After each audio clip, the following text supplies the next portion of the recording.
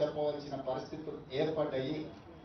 ఈరోజు 100% అండగా నిలబడ్డ కాంగ్రెస్ పార్టీని రాహుల్ గాంధీ గారిని నిందించడం ద్వారా తమ చేతగాని తనాన్ని కప్పిపుచ్చుకోవాలని బీజేపీ నాయకులు ప్రయత్నం చేస్తున్నారు.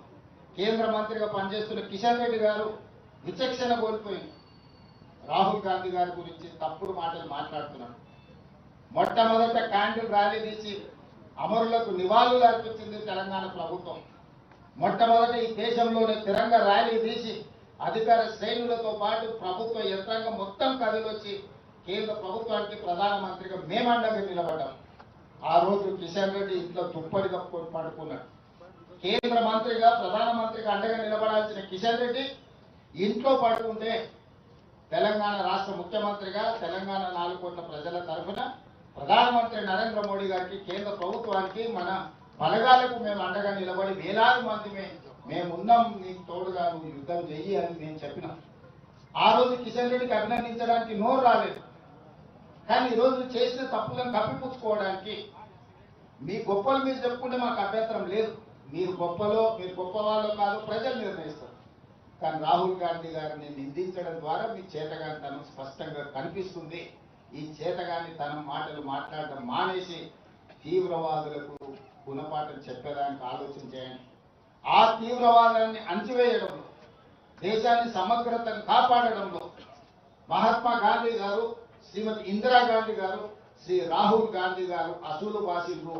వాళ్ళ రక్తం ఈ దేశాన్ని పవిత్రం చేసింది, పునీతం చేసింది. వారి నుంచి స్ఫూర్తి తీసుకోవాలి.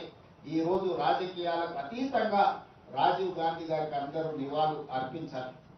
ఈ దేశ అభివృద్ధిలో వారి పాత్ర మరవలేనిది. ఈ రోజు ఇక్కడ ఒక పక్కన తెలంగాణ సాధించిన అమరవీరులు, ఇంకొక పక్కన దేశ సమగ్రతను కాపాడిన అమరవీరుడు రాజీవ్ గాంధీ గారి విగ్రహం, ఆ పక్కన శ్రీమతి ఇందిరాగాంధీ గారి విగ్రహం, ఆ పక్కన పివి నరసింహారావు గారి విగ్రహం. ఈ ప్రాంతంలో స్ఫూర్తినిచ్చే ప్రదాతల యొక్క సమూహం ఇక్కడ ఉన్నది. వారందరినీ అదేవిధంగా నిలువెత్తు అంబేద్కర్ ఇక్కడనే ఉన్నాడు. వీళ్ళందరి ఉండే ప్రాంతంలో రాజీవ్ గాంధీ గారి విగ్రహాన్ని పెడితే సంకుచిత స్వభావం కలిగిన కొంతమంది రాజకీయ నాయకులు కువిమర్శలు చేస్తున్నారు. వాళ్ళ పట్ల జాలి చూపించడం తప్ప మేము ఏమి అనము. వాళ్ళు కూడా వచ్చి భారతరత్న ప్రధానమంత్రిగా పనిచేసి దేశానికి వన్నె తెచ్చిన రాజీవ్ గాంధీ గారికి నివాళులు అర్పించాలి. ఈ రోజు దేశమంతా మళ్ళొకసారి శ్రీమతి ఇందిరాగాంధీ, శ్రీ రాజీవ్ గాంధీ గారిని గుర్తు చేసుకుంటున్నారు. నిన్న మొన్న జరిగిన యుద్ధంలో మన పరిస్థితి ఎట్లున్నదో నేను ఎక్కువ మాట్లాడదలుచుకోలేదు. దేశ ప్రజలందరూ కూడా నిశితంగా గమనిస్తున్నారు. మేము సంపూర్ణంగా భారత ప్రభుత్వానికి, భారత జవాన్లకు అండగా నిలబడతాం. అది మా బాధ్యత. ఈ దేశానికి స్వతంత్రం తెచ్చింది మేము. ఈ స్వతంత్రాన్ని కాపాడే బాధ్యత మాది. ఈ ప్రజలకు రక్షణ కల్పించే బాధ్యత మాది. మా ప్రభుత్వానికి, మా పార్టీకి స్పష్టత ఉన్నది. దేశ సమగ్రత విషయంలో మేము రాజకీయాల జోలికి వెళ్ళాం, రాజకీయాలు ప్రస్తావించాం. దేశ భద్రతకు కట్టుబడి ఉంటాం. అవసరమైతే ప్రాణ త్యాగాలు చేసిన చరిత్ర ఈ పార్టీకి ఉన్నది, గాంధీ కుటుంబానికి ఉన్నది.